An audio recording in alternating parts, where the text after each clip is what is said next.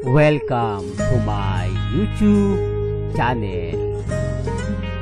Kung bago ka lang sa channel na to at true-blooded Aldab Nation ka, tama po ang channel na pinuntahan mo. Kaya considering na po kitang bagong subscriber. At huwag mong kalimutan pindutin yung bell para lagi po kang updated sa bagong video na ilalabas ko. Salamat po sa iyong pag-click sa channel na to. Usap-usapan ngayon sa social media ang hindi pagdalo ni Catherine Bernardo sa isang event kung saan nandoon rin daw si Alden Richards. Aktres, iniiwasan nga ba ang aktor? Chikang Welcome back mga kaaldab. Ito na naman po ang inyong lingkod, si Mr. Destiny. At syempre magbibigay tayo ng pinakamagandang update po ngayon sa social media. Ito yung pinaka-latest na pinag-uusapan sa Instagram, sa Twitter, sa Facebook. Maraming kwento, maraming mga bali-balita nga po mga kaaldab na talagang mapapaisip ka. Sabi ko nga po sa inyo mga kaaldab, ako relax lang po tayo. Di po ba? Kampante lang. Kasi ito nga rin po yung pinambabas sa akin na Mr. Destiny, magbabago na raw po yung channel natin pagdating nga po daw ng February 14. Hindi naman lingid sa inyong kaalaman na marami din pong mamis, mga titas, mga senyor ang nag-abang niyan.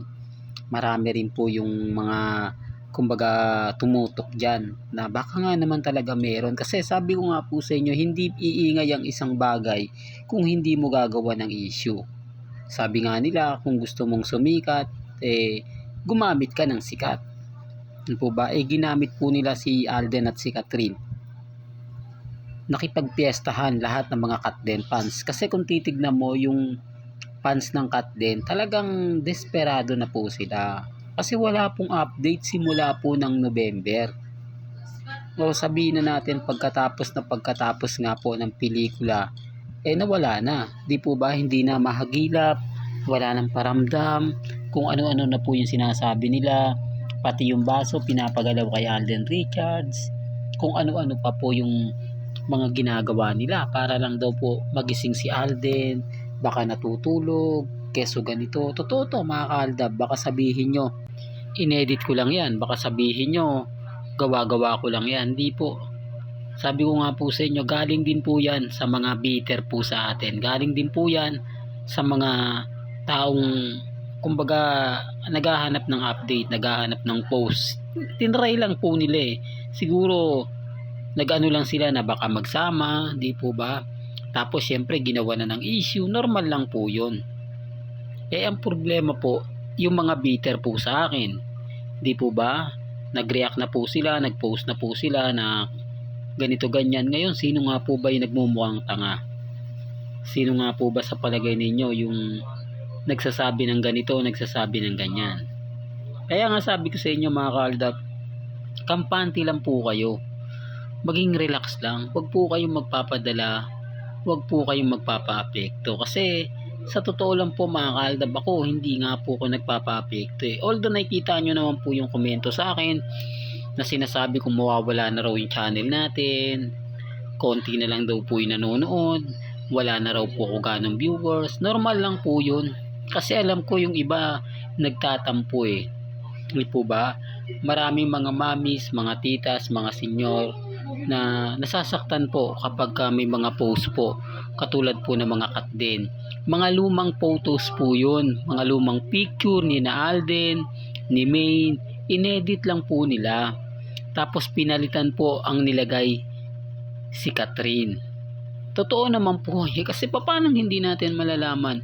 Paano natin hindi maintindihan kung wala naman daw pong makikita? Hindi po ba? Kasi kung titignan nyo mga kaaldab, napakarami po nating magagandang kuha kina Maine at kay Alden simula 2015 hanggang 2019 o hanggang 2018. Lahat yun hindi natin inedit. Lahat ng mga background nun kinuha po nila, pinalitan nila. Ngayong nadismaya po yung iba, hindi ko alam kung may susunod pa. Marami pang mga ibang kwento na ganito ganyan, di po ba? Pero at least ngayon nabasag natin sila. Ito lang naman po yung maganda na sinasabi po nila na ganito ganyan, sa mangyayari po sa March sa bench kung ano-ano na namang issue, pero kahit papaano nakokontrol na natin, nahawakan na natin yung mga bagay-bagay na kumbaga hindi nila alam, hindi nila makuha yung kabuuang kwento. Kaya nga po hindi ako basta-basta nagpapa-apekto. Sabi ko nga po sa inyo mga kaaldab, relax lang. Hindi po ba, maging matatag, maging kampante. Wag po kayong magpa-apekto, wag po kayong maniniwala basta-basta. Ang importante lang naman po kung ano yung nakikita ninyo, kung ano po yung napapanood ninyo, kampante lang, relax lang. Di po ba?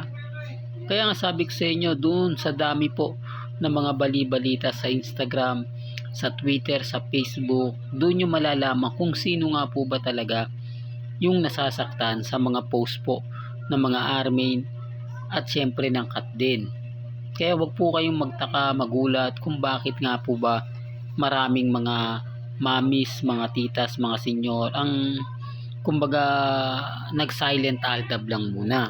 Pero gaya po na sinabi ko, nandyan lang po yan, hindi po yan mawawala. Konting galaw lang po talaga nila Alden at ni Maine ang hinihintay ng lahat. Magparamdam, magpakita ng mga pruweba, di po ba? Kaya nga po ako sa inyo nagsasabi na mag-relax lang. Wala man po akong maibigay na ebidensya at resibo na gusto nyo pong makita kila Maine at kay Alden. Kahit papaano nagpaparamdam naman po yung dalawa. Nagpaparamdam, nagpapakita na sila pa rin po talaga, hindi man po literal. Di po ba? Gaya nga po ng post video ni Mama Ten sa kanyang kaarawan. May mga point mga kaaldab na hindi natin alam yung mga nangyayari at nagaganap.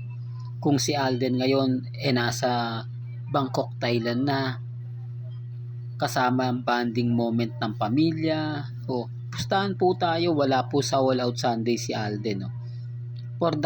Para lang klaro, para lang po malinaw. Pero sabi ko nga po sa inyo, hindi po ako namimilit. Kumbaga may kanya-kanya po tayong pananaw, may kanya-kanya po tayong opinion. Kung ano po yung paniniwala po ninyo, nire-respeto at ginagalang yan ni Mr. Destiny. Lalo na po ngayon na talagang ramdam ko na kahit papano nakalamang tayo sa mga kat din na nanggigigil at inis na inis po sa akin. Ang pambasag nila sa Valentine's Day nauwi sa lahat, nauwi sa wala. Yun ang masakit diyan. Hindi po ba? Umasa sa iyo yung mga fans mo. Umasa sa yung mga binibigyan mo ng update, pero sa bandang huli wala naman po pala. Kaya nga tanong ng iba, paano nalaman nila na magkakaroon daw ng ganon? Siyempre issue yun eh. Isang post sa Instagram, isang post sa Twitter, sa Instagram, sa mga website na kinuha po nila, tapos ginawa ng ganito, ginawa ng ganyan, tapos aamin na nga po raw, nag-aantay lang ng wala naman pong pilitan. Gaya nga po ng pinaliwanag ko sa video na to, umiiwas po talaga si Catherine. Totoo naman po eh. Ni pagbati nga po ng Valentine's Day, meron po ba? Real talk, meron nga po ba? Hindi po ba? Wala. Doon pa lang may mali eh. Doon lang mapapansin nyo na yung mga sinasabi ni Mr. Destiny may punto. Yung mga pinapaliwanag ni Mr. Destiny talagang mararamdaman mo. Di po ba? Pero hindi ako namimilit. Sabi ko nga po sa inyo, wala pong pilitan sa channel ni Mr. Destiny. Kung ano lang po yung nakikita ninyo, kung ano naman po ang nababasa ninyo, wala pong problema. Relax lang. Maging matatag. Maging kampante. Malay nyo mga kaaldab, bukas sa makalawa, mag-iba na po yung sitwasyon. Yung hindi natin inaasahan bigla pong mangyari. Di po ba? Bilog ang mundo. Yan lagi natin pinapaliwanag at lagi nating sinasabi. Well, hanggang dito na lang po ang ating latest updates. Kaya kung gusto nyo pa po ng pinaka-latest at sariwang update, abay tumutok lang po kayo dito po sa channel ni Mr. Destiny para updated po kayo sa mga bago at sa mga latest po na i-upload po natin maya-maya lang. Kaya kung bago ka lang sa channel na to at isa kang true-blooded Aldab Nation na nagmamahal kila Mengay at Isoy, tama po ang channel na pinuntahan mo, kaya consider na po kitang bagong subscriber. At huwag mong kalimutang i-share ang mga video po natin sa mga mami, sa mga titas, at sa mga senyor. Hanggang sa muli, salamat po sa panonood at pakikinig.